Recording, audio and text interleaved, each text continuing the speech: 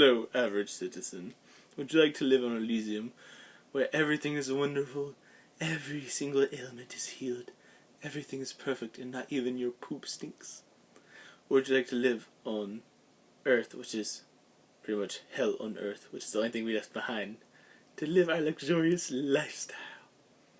If you've chosen A, I'm sorry, but you're not good enough for Elysium. We're better than you in every way. And you've chosen B, you have very low standards, and you need to see somebody about that. So let's talk about Elysium. Elysium is a very controversial film because it deals with healthcare, which has ticked off a lot of people in the past few years with politics. And this is one of those times where I have to preface this. If you're one of those people that certain topics are going to tick you off automatically. For example, some people hate Avatar because it deals with environmentalism. Some people hate The Lorax because it deals with environmentalism. Some people hate Horn Hears the Who because it deals with abortion. You get my point. No matter what your political perspective is, if you can handle a movie, no matter what it says about a topic, you're fine. But if you're offended by statements about healthcare and the haves and the have-nots, then this movie's probably not for you. Elysium is from the director of District 9, Neil Blom. Elysium is from director Neil Blomkamp, the director of District 9. And if you're one of those people who love District 9, you're probably going to be disappointed by Elysium because it's not on the same critical level as District 9 is. But if you didn't like District 9, I'm not sure. If you like Elysium, I'm not sure how it goes because I enjoyed District 9. I'm not as crazy about it as everyone else, but I did enjoy it. I thought it was a very solid story. And I think this has a very good story as well, except for there are some more problems in this one. There's a lot of cliches in this one. That's one of the bigger problems. But Soa does right first because that's the most important thing. First off, as you can see by the shirt, abs are so easy to get. Not really. But anyway, so Matt Damon is in this movie. He's got abs. He's got a shaven head. He's just awesome. If you loved him as Jason Bourne, you're going to love him in this. He just owns the role. He's tough. He's one of those guys who just, no matter how beat up he gets, he still gets back up and you're like, yes, go with his character. And his character's name in this movie is Max. You're like, ah!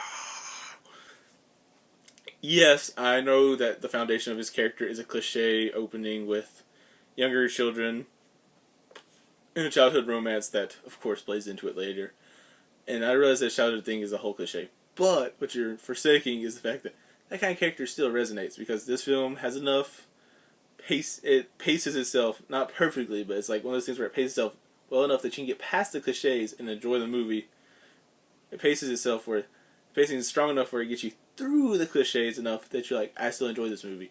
No matter how many problems I have with this movie, and no matter how many times I think I'm almost about to get bored, there'd be something where the score would pick up, the direction was going perfect with that, and the action would pick up, or the story would just get better. And I enjoyed that about this movie. So, like I said, Matt Damon owns his role. And then there's the other characters in this movie, and there's a bunch of side characters who are not so important. Like, as far as, they're not in the movie a whole lot, but they do play major roles in it.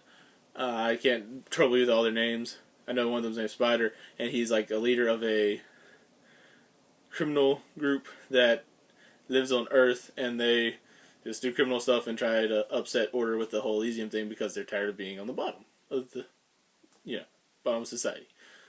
Max's character is just your kind of worker guy, and one day an accident happens and he gets radiation poisoning, and he has 5 days left to live, and of course, his whole life he's wanting to go to Elysium, so with 5 days left he wants to stick it to him and make it to Elysium, save himself, and of course, fulfill his dream.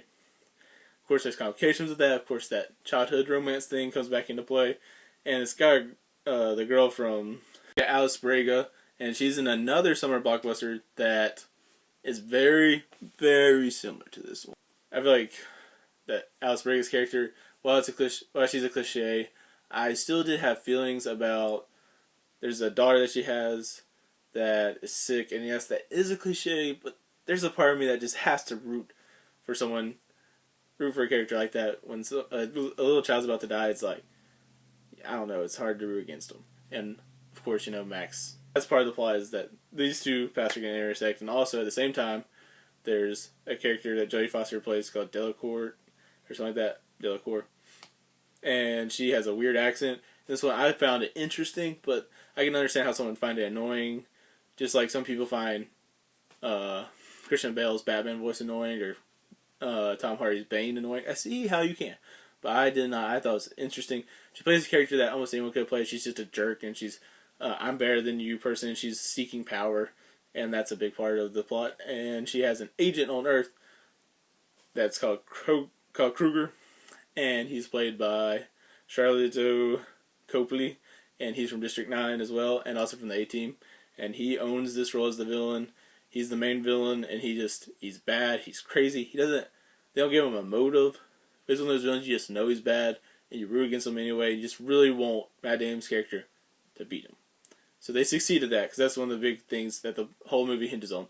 The action scenes in this movie, they work. They're efficient. They're entertaining. Yes, there are some cliches in them.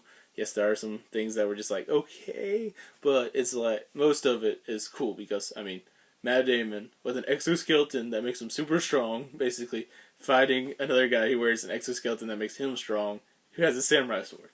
And then there's other people he fights too, but it's like, that is the main thing. It's like, yes, that's awesome. I also enjoyed the sarcasm of Max that Matt Damon brings to his character. The sarcasm, I thought, really helps the movie. Just it has a little bit of sense of humor, and I enjoy that because, I mean, it's a grim reality in this story, and I enjoyed that sarcasm being there. However, the main problems I had with this were the reactions, the way they're directed, the way they're acted. There's a lot of reactions that just felt fake and synthetic and just felt off. There's plenty of those throughout that I was just like, really? That's your reaction to that? That's the worst thing I think the director did, honestly. And with his writing, the worst thing they did is that he has the cliche beginning, and the ending has elements of clichéness to it, which I won't tell you what they are because I'll spoil it. There's elements of clichéness to it, but at the same time, the concept I found appealing. If you find the concept appealing, you're going to find the message appealing. And yes, some people say it's preachy. I didn't find it that preachy, but then again, I didn't think Avatar was that preachy. I know that environmentalism message is very clearly there, but I think when you have enough action and stuff that you could just watch the movie and you can ignore the message if you want to, you did your job.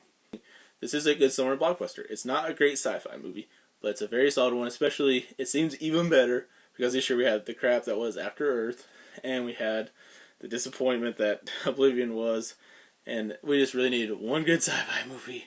One straight up good sci-fi movie this year, and we got it right here. Thank you, Neil Blomkamp, for that. It's a very solid film. It has plenty of problems, as I mentioned. However, in the end, I found the message and the action to be good, and I like the main character. So I get 3.5 out of 5, which means it's McDonald's and half of a chocolate chip cookie cake.